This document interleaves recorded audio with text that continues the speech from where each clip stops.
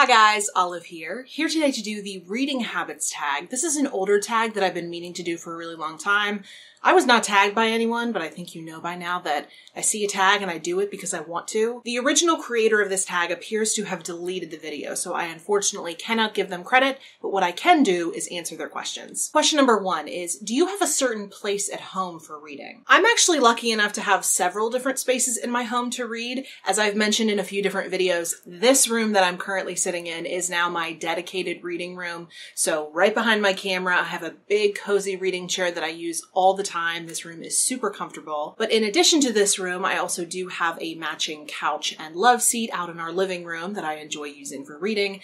And I also have another chair and ottoman set in our sunroom, which is really nice to sit and read in because my cat, Theodora, can come and sit on the ottoman while I'm reading. Question number 2 is bookmark or random piece of paper? Unless I'm desperate, bookmarks. Always, always, always bookmarks. If I'm out and about and I don't have a bookmark on me, then yes, I will use a receipt or a slip of paper or a Post-it, preferably a Post-it.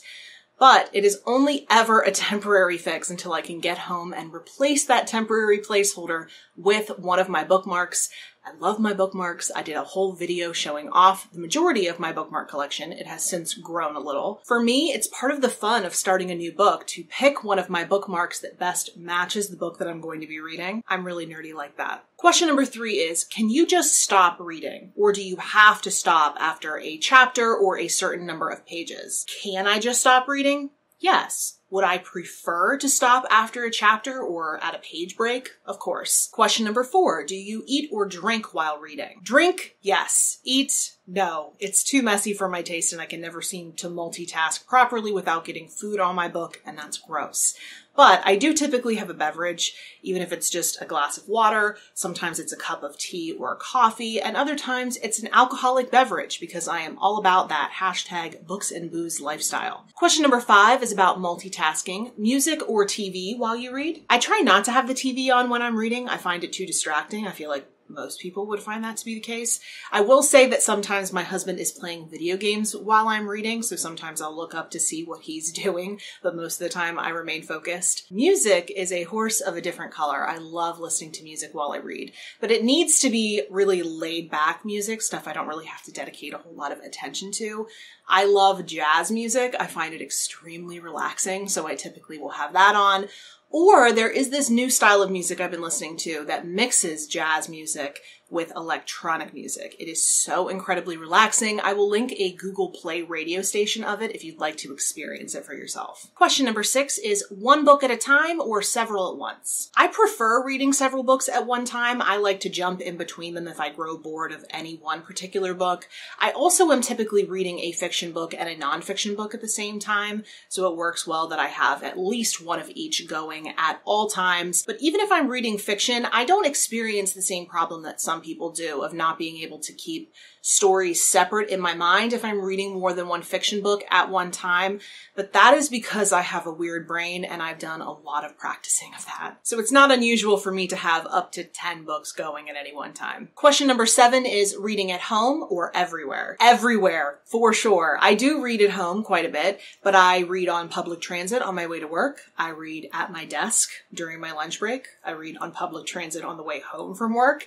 I read outside. I read in bars. I read at the hairdresser while I'm getting my hair dyed. Anywhere I can, really. Question number 8 is reading out loud or silently in your head? Unless I am specifically practicing my narration skills, since I someday would like to be an audiobook narrator, then I am reading silently in my head. Question number 9 is, do you read ahead or even skip pages? I must admit I do sometimes. I get impatient. Question number 10 is breaking the spine or keeping it like new? I know some people have very strong opinions about this one, but I have to admit that I don't really care.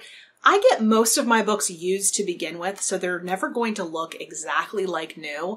And while I do try to take care of my books, I don't really want to walk on eggshells while reading them just because I'm so concerned about keeping them in pristine condition. I do want them to be in fairly good condition because if I don't want to reread a particular book, I will try to sell it back to my used bookstore and get credit for it. And if it's in better condition, then I will get more money for it. So that's really the only motivator I have for keeping it looking nice. And question number 11 is, do you write in your books? Very rarely do I annotate my books, and I really should, especially when I'm doing rereads. I think it would be really nice to go through and write down my thoughts so I know in any subsequent rereadings what I was thinking during the previous reread. The only notable exception I can think of is this book, Broken Harbor by Tana French, which is the 4th book in the Dublin Murder Squad series. I was getting so irritated with the main character of this book, whose name is Scorcher Kennedy. He is a complete tool, and I felt like heckling him in the margins, so I did so. And question number 11 is, of course, who do you tag? And even though this is an older tag, I am going to tag 3 different people. I would like to tag Maeve at Scribble Maven, Roxanne at the Novel Sanctuary, and Allie, formerly of Ginny Reedsley, but now her channel name is just her real name. If you have any comments or questions about anything you've seen in this video, you can put it in the comment section below. Or if you'd like to chat with me somewhere other than YouTube, I am on a variety of different places on social media, and the links to all of my profiles are linked in the description box below. Thank you so much for watching. I hope you're having a wonderful day, and I will see you in the next video. Bye.